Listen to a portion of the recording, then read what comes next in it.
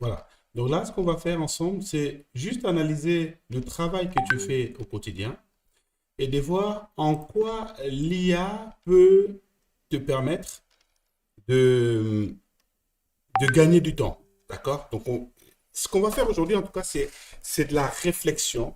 On ne va pas forcément tout faire, mais nous allons réfléchir à comment est-ce qu'un consultant comme toi, donc dans l'automatisation. Alors l'automatisation c'est large, il y a de Automate, il y a euh, du, euh, du MEC, il y a du l'UiPath, il y a du Zapier. Comment un consultant en automatisation comme toi peut gagner du temps au quotidien, peut doubler sa performance en travaillant à mi-temps? Je n'ai pas la prétention de dire que ce que nous allons faire aujourd'hui, encore une fois, je le dis, ça va tout solutionner, mais j'ai au moins l'ambition de me dire que ça va lancer la machine. Donc, avant de partager la machine et surtout montrer un peu les détails, je voudrais qu'on revienne d'abord sur ce métier ici, qu'on revienne d'abord sur ce métier. Et une fois qu'on l'a compris, ça va beaucoup nous aider pour la suite. Alors, ici, on parle d'automatisation. On parle d'automatisation. Automatisation. D'accord? Pour moi, dans cette automatisation, il y a un métier qui est en train de se créer. J'insiste là-dessus. On verra, on va faire un zoom sur l'UiPath naturellement. Il y a un métier qui est en train de se créer. Ce n'est pas du NCIS, mais c'est du NCIA. Donc, ce n'est pas du NCIS, ce n'est pas du CIA, mais c'est du NCIA. Pourquoi NCIA? C'est là où je vais changer de couleur. À ce niveau-là, là, no code. Ici, intelligence artificielle. D'accord? Intelligence artificielle. Et là, automatisation.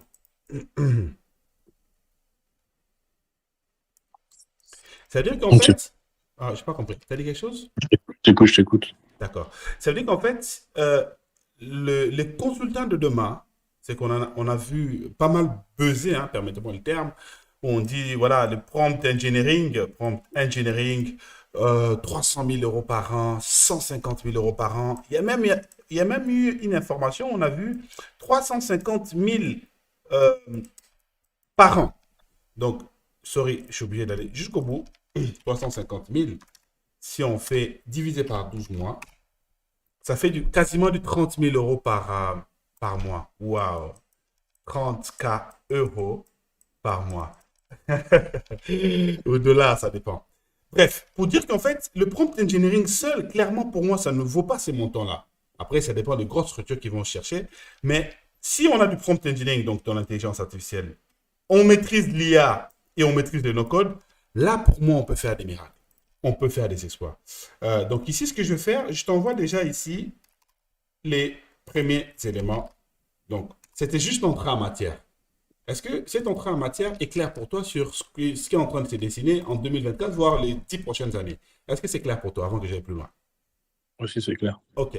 Maintenant, ça, c'est juste l'entrée en matière. Maintenant, la question, c'est euh, concrètement, qu'est-ce qu'on fait? Parce qu'on ne vous parle d'automatisation. Le but de l'automatisation, c'est de faire gagner du temps aux clients. Mais qu'est-ce qu'on fait au quotidien? Qu'est-ce qu'on fait pour automatiser? Donc là, ici, c'est là où je mets à ce niveau-là. Tu as une expertise, tu peux jouer sur des use cases. Donc, il faut déjà maîtriser les use cases en fait de l'automatisation. Et ça, Mhm. pour moi, c'est important que, avec la seniorité que tu as, tu arrives, tu arrives à identifier les use cases qui sont attendus par les clients et à préparer les briques en amont. Mhm. J'ai identifié les use cases et je prépare les briques en amont. Je suis conscient que oui, d'accord, ce que tu vas mettre en place ici, euh, euh, ce que tu vas mettre en place ici ne va pas forcément tout solutionner. Mais avec la maturité, l'expérience, la seniorité que tu as, si tu arrives à identifier ensemble les use cases, ça veut dire que quand j'arrive chez un client, potentiellement, c'est du click and go. C'est G. Quasiment du click and go. Il y a des variables qui vont changer, il y a des paramètres qui vont changer, il y a quelques modulations à faire, mais c'est quasiment du click and go. Et là, il va être important que tu t'y mettes vraiment dans cette réflexion de use case. Moi, ce que je donne comme challenge, c'est de dire que dans la journée, le travail, si tu travailles 8 heures, bon, moi je suis à 10 heures. Je ne suis pas fier de dire que je travaille 10 heures par jour. Il m'arrive de faire du 12 heures. Je ne suis pas un Chinois, mais j'aime ce que je fais. Je suis passionné par ce que je fais. Et je me dis qu'à 45 ans, je suis à la retraite. Donc, je peux travailler 12 heures. Ça ne me dérange pas. Bref. Si tu arrives à consacrer 1 heure efficace par jour pour établir ça, il va y avoir ce qu'on appelle un effet cumulé. L'effet cumulé, c'est quoi? C'est à force de faire une chose chaque jour, à un moment donné, ça prend forme sans que tu forces en fait. Ça, c'est le Mhm. premier point. Dis-moi si je peux avancer sur le deuxième point, s'il te plaît. Ah oui, c'est OK. Ok. Donc, ces premiers points-là, ça te paraît peut-être rien, ce que je viens de te dire. Mais bon, voilà. Mais vraiment, c'est un game changer. C'est un game changer.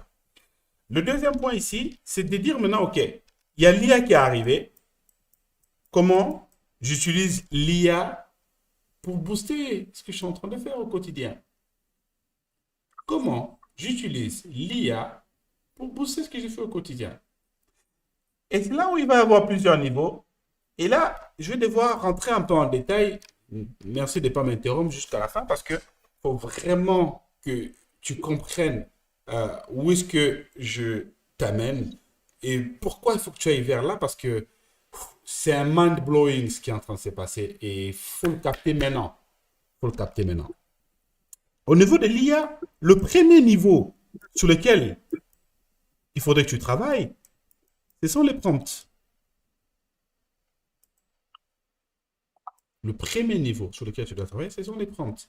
Mais ces prompts-là, tu ne vas pas le travailler dans tous les sens. Tu vas ici catégoriser ton activité pour avoir les prompts spécialisés. Ça, c'est le premier niveau.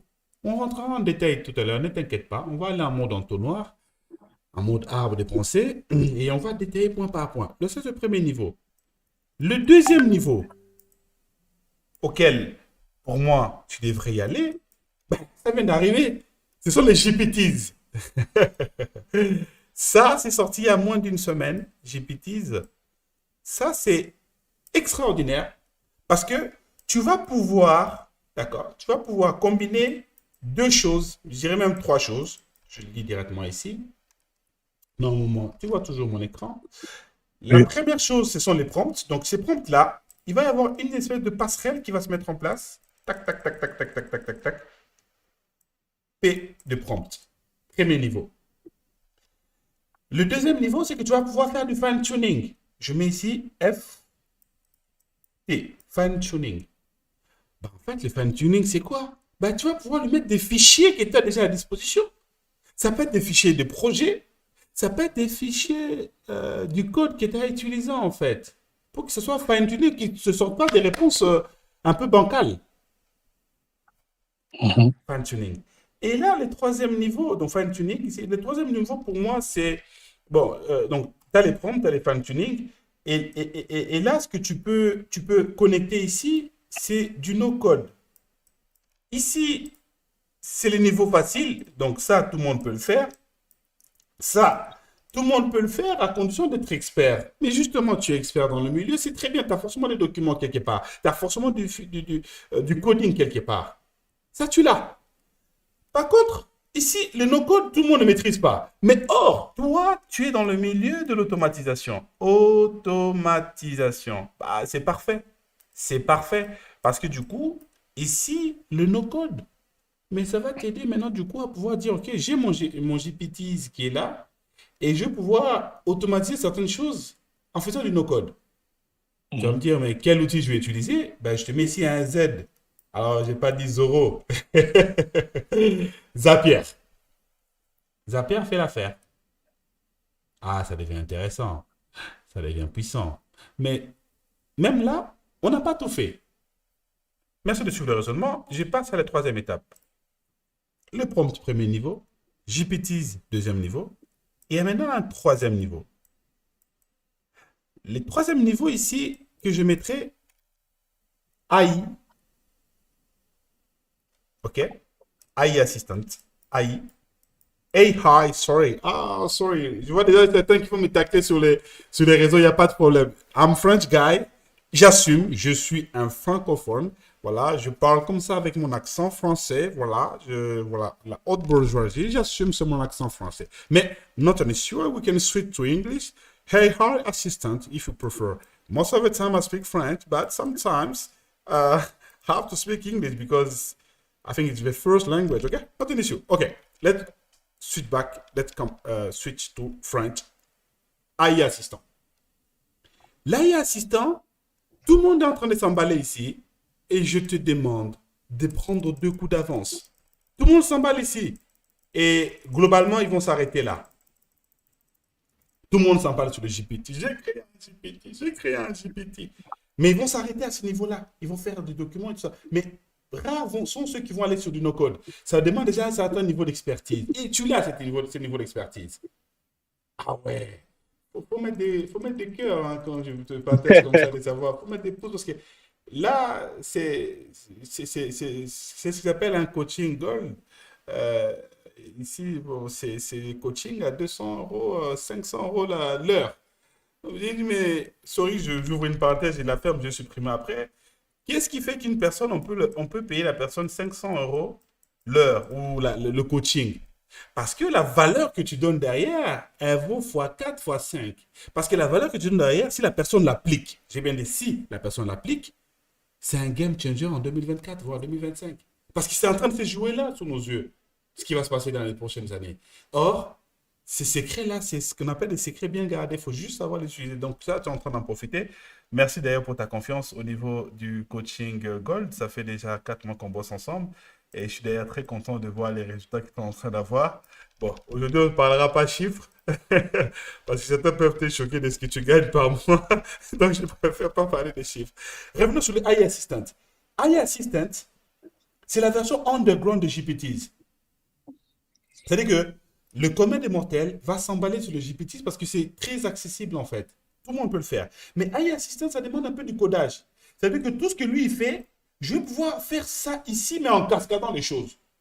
Je peux imaginer en fait un process pour dire, OK, si je veux fournir un code en automatisation UiPath, quelles sont les étapes pour que ça soit qualitatif? Cette étape-là, je vais le décomposer en plusieurs étapes. Du coup, le résultat qui va sortir là, il va être excellent. Que si je passe par un GPT classique, en fait. Ah, oui. C'est ça. AI Assistant, la version coding, la version underground, la version shadow des GPTs. Et comme je t'ai dit, là, c'est océan bleu.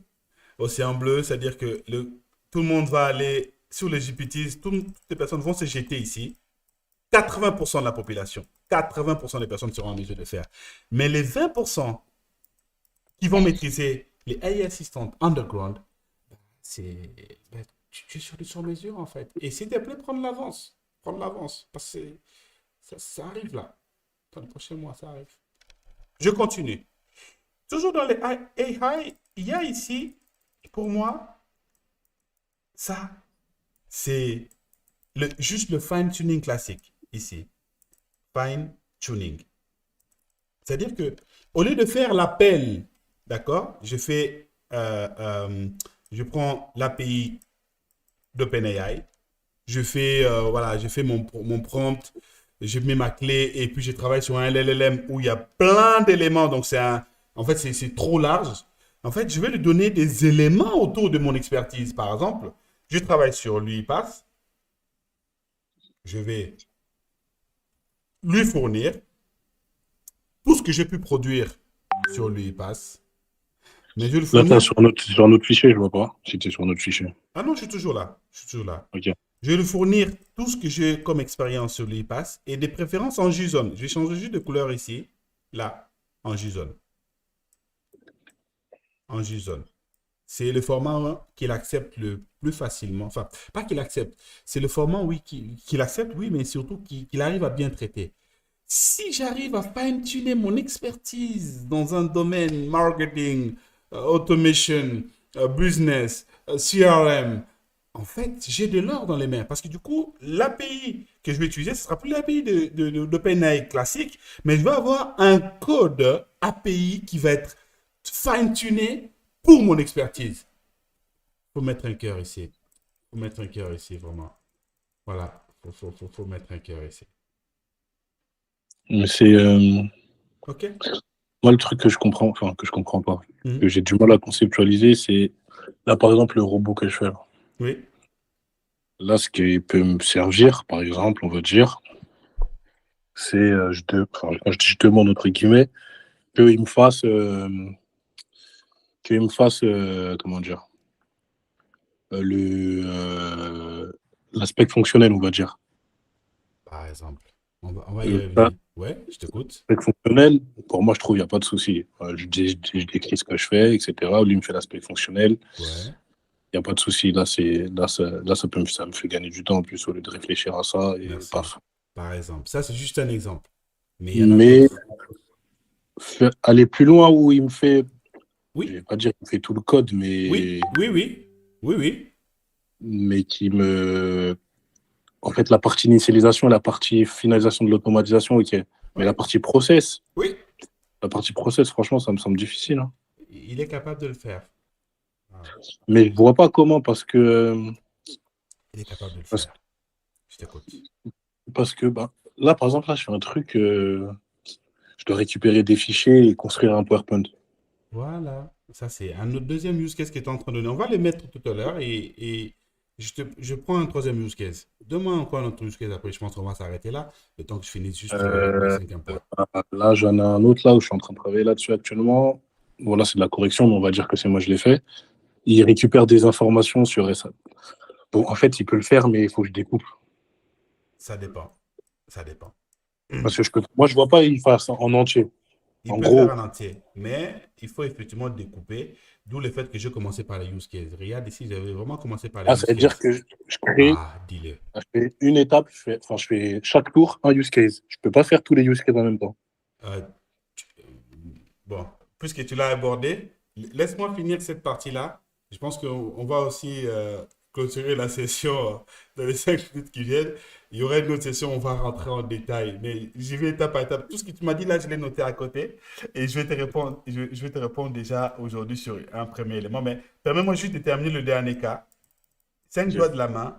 Le cinquième, ce sont ce qu'on appelle des agents autonomes. Agents autonomes. Tu l'as entendu, autonome. Autonome, ça veut dire que je lui donne un élément et il peut tout faire. Je lui donne Mhm. le tag, il peut tout faire. Maintenant, imagine maintenant que l'agent autonome, et je mettrai ici le sixième cas, en tout cas, ils vont me tuer sur les... les gens vont me tuer. Et en fait, les agents autonomes, c'est très bien, mais je peux maintenant plugger l'agent autonome, mais sur des éléments fine-tunés. Énorme. Éléments fine-tunés. Mhm. Un. Mais je vais donner un dernier cas. Et ce que je suis en train de partager là, tu ne trouveras nulle part sur YouTube.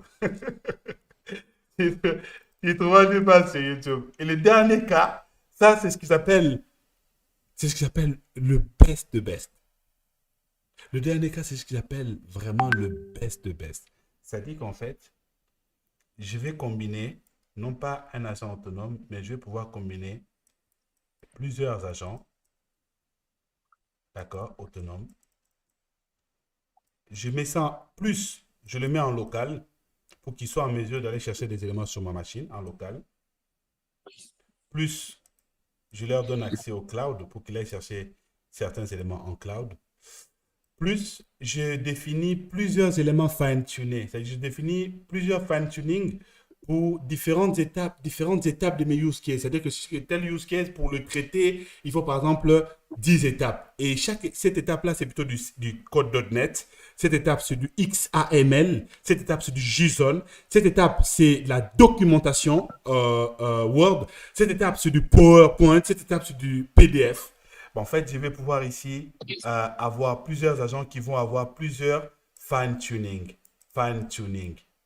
Et à la fin, ici, c'est pour ça qu'il y avait déjà un cœur ici, je n'avais pas fait exprès. Je vais leur donner un maestro. Bon, je vais leur donner un orchestrator pour envoyer des cœurs. Je vais l'envoyer un orchestrator. Ici, je le mets là O. Ici, d'accord. Je leur mets un O ici d'orchestrator. Orchestrator, c'est qui? C'est le maestro qui va qui va cloner Monsieur Ipani. Orchestrator, c'est le maestro qui va cloner Monsieur Ipani. Et les différents agents, c'est qui? C'est les différentes expertises que tu as accumulées tout au long de l'année, enfin tout au long de ton expérience. Ce qui fait que j'ai une demande. En fait, la demande, je l'envoie à l'orchestrator. Lui, il sait par où il doit passer. Il connaît les use cases. Et il sait quel agent et tel agent est connecté à tel modèle de fine-tuning. C'est-à-dire que les réponses que tel agent va me fournir, ben en fait, ça sera des réponses qui vont être, qui vont être vraiment fine-tunées, quoi, qui vont être personnalisées. Ça change tout. C'est-à-dire que on n'est pas au niveau d'un prompt. Parce que les prompts, il faut tout expliquer. Il faut tout Mais ça, expliquer.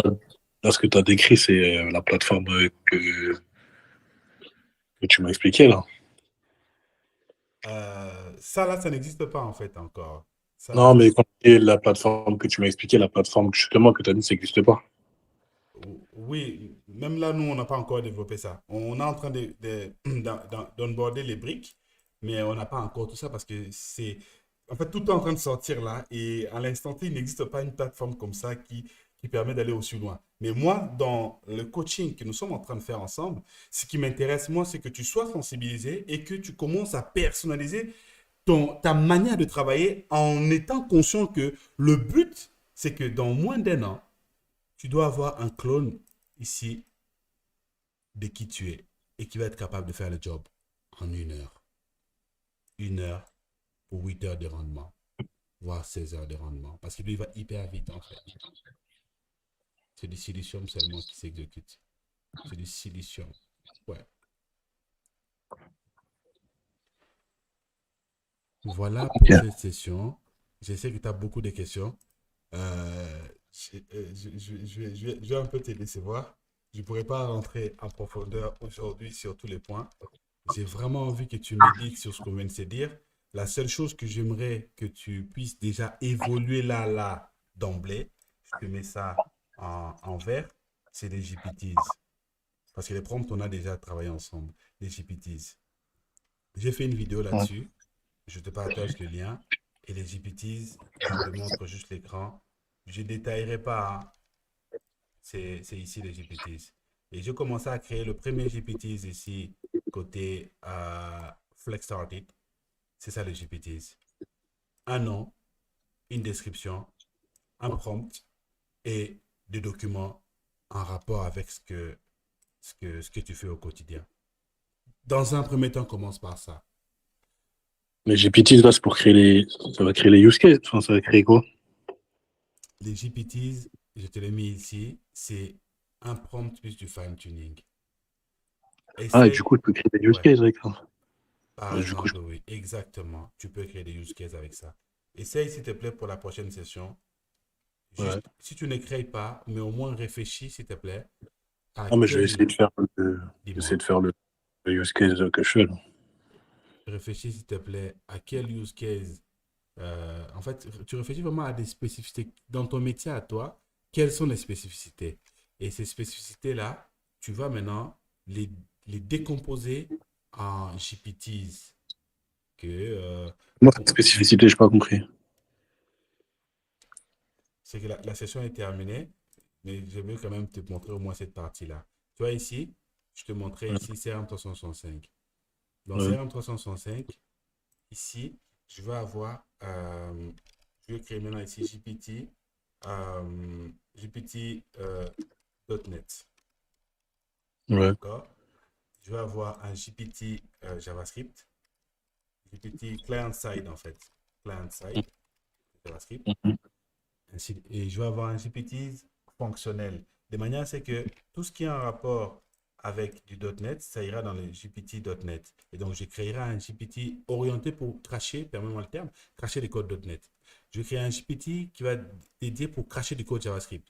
Je vais créer un GPT qui va être là juste pour Ah, du ok, c'est bon, fonctionnel. j'ai compris. Ah, excellent. Par contre, c'est pour ça que je t'ai dit, avant d'attaquer ça, s'il te plaît, commence là.